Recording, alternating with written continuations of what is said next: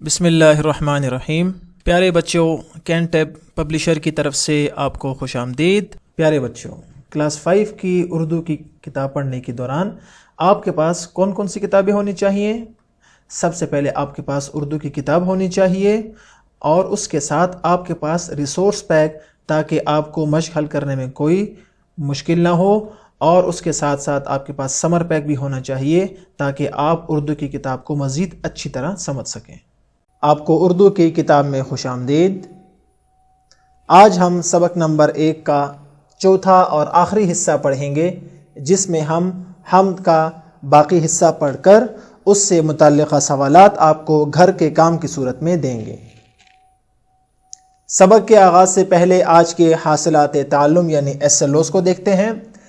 ہمارا پہلا SLO ہے نظم سن کر مرکزی خیال بیان کر سکیں، اور ہمارا دوسرا SLO ہے نظم و نثر پڑھ کر تفہیمی سوالات کے جوابات لکھ سکیں۔ چلتے ہیں کتاب کی جانب، اور آج ہمارا سبق مختصر یعنی چھوٹا ہے، جس میں صرف ایک بند ہی پڑھیں گے، اور اس بند میں ہمیں 2 چیزیں شاعر نے بتائی ہیں۔ نمبر 1 سمندر کے بارے میں بتایا ہے، اور دوسری چیز ہمیں صحرا کے بارے میں بتائی ہے۔ تو دیکھتے ہیں کہ شاعر نے آج کے بند میں اللہ تعالیٰ کی کون کون سی نشانیاں ہمیں بتائی ہیں۔ سمندر بنا کر کنارے بنائے، یہ صحرا بڑے پیارے پیارے بنائے، بڑی دور تک ریت اس نے سجائی، ہنسی میرے اللہ نے دنیا بنائی۔ بہت آسان اشعار ہیں۔ پہلا شعر، سمندر بنا کر کنارے بنائے۔ کنارے سے مراد یہاں پر ہے ساحل، اور ساحل اس جگہ کو کہتے ہیں جہاں سمندر اور خشکی آپس میں ملتے ہیں، اور یہاں پر کنارے سے مراد کیا ہے؟ سمندر کے ساحل، کہ وہ کتنی خوبصورت جگہ ہوتی ہے جہاں بیک وقت آپ کو پانی بھی نظر آتا ہے اور خشکی یعنی زمین بھی نظر آتی ہے۔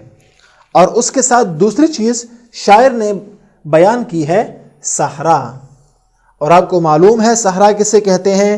ریت کے وسیع و عریض میدان، جہاں پر سبزہ یا تو بالکل نہیں ہوتا یا سبزہ اور پانی بہت کم مقدار میں پائے جاتے ہیں۔ یہ صحرا بڑے پیارے پیارے بنائے، اور آگے خود صحرا کی تعریف بھی کر دی، بڑی دور تک ریت اس نے سجائی، یعنی صحرا میں دور دور تک تا حد نظر جہاں تک آپ کی نظر جاتی ہے وہاں پر آپ کو ریت ہی ریت نظر آتی ہے، اور یہ ریت کس نے سجائی ہے؟ ہنسی میرے اللہ نے دنیا بنائی۔ جیسے پہاڑ، جیسے سمندر، جیسے میدان اچھے لگتے ہیں، اسی طرح اللہ کی نشانیوں میں سے ایک نشانی صحرا بھی ہے، اور واقعی اس کو دیکھ کر لگتا ہے کہ اللہ تعالیٰ نے اس دنیا کو بہت حسین یعنی بہت خوبصورت بنایا ہے۔ سبق کے بعد اب چلتے ہیں گھر کے کام کی طرف۔ ہمارا پہلا سوال آج کے سبق سے متعلق وہ سوال نمبر 4 ہے، حمد میں سمندر اور صحرا کی کون کون سی صفات شاعر نے بیان کی ہیں؟ آپ نے آج کے سبق کو غور سے سننا ہے اور اس سوال کو حل کرنا ہے۔ اور سوال نمبر 5 ہے، کوئی سی 5 اشیاء کے نام بتائیں جو اللہ تعالیٰ کی نشانیاں ظاہر کرتی ہوں۔ آپ نے حمد پڑھی، اس میں بے شمار ایسی چیزوں کو شاعر نے بتایا ہے جو کہ واضح طور پر اللہ تعالیٰ کی نشانیوں کو ظاہر کرتی ہیں۔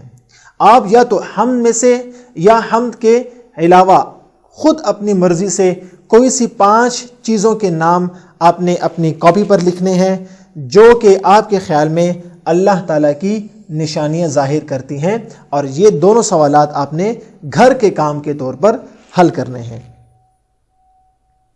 اگلا گھر کا کام وہ مرکزی خیال ہے۔ پہلے ہم یہ سیکھتے ہیں کہ مرکزی خیال کسے کہا جاتا ہے۔ تو یاد رکھیں، مرکزی خیال سے مراد وہ بنیادی خیال یا نقطہ ہے جس کی بنیاد پر شاعر کوئی نظم یا کلام لکھے۔ مرکزی خیال نظم و نثر دونوں کا ہوتا ہے، یعنی جیسے نظم کا مرکزی خیال ہوتا ہے، ایسے ہی ایک مضمون یعنی نثر کا بھی مرکزی خیال ہوتا ہے۔ اور مرکزی خیال کیسے لکھا جائے گا، اس کے لیے کچھ باتیں۔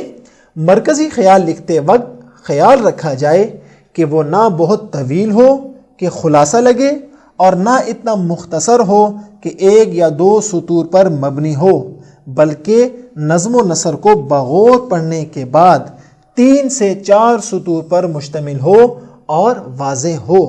یعنی مرکزی خیال دراصل کسی بھی مضمون، یعنی وہ نظم ہو یا نثر ہو، کسی بھی مضمون کا مرکزی نقطہ یا مرکزی خیال نہ بہت طویل ہونا چاہیے کہ ایسا لگے کہ آپ نے اس مضمون کا خلاصہ لکھا ہے، اور نہ اتنا مختصر ہو کہ جو 1 یا 2 لائن پر ہی ختم ہو جائے، بلکہ وہ 3 سے 4 سطور پر مشتمل ہونا چاہیے۔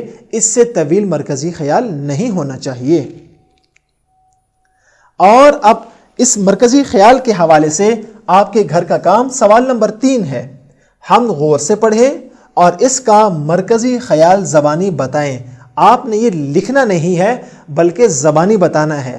اور کس کو بتانا ہے؟ آپ نے اپنے والدین کو بتانا ہے کہ ہماری کتاب میں اتنی خوبصورت نظم موجود ہے اور اس میں اتنی پیاری پیاری باتیں کی گئی ہیں، اور اس نظم کا مرکزی خیال یہ ہے۔ آپ نے 3 سے 4 سطور اپنے والدین کو سنانی ہے اور زبانی بتانی ہے۔ یہ ہے ہمارا آج کا سبق، اور اسی سبق کے ساتھ ہم نے حمد کو اچھی طرح سے پڑھ بھی لیا، سیکھ بھی لیا، اور مجھے امید ہے بلکہ یقین ہے کہ آپ نے سمجھ بھی لیا ہوگا، اور اب آپ اپنے گھر کے کام کے لیے بالکل تیار ہیں۔ اگلے سبق میں نئے عنوان کے ساتھ پھر ملیں گے۔ اللہ حافظ۔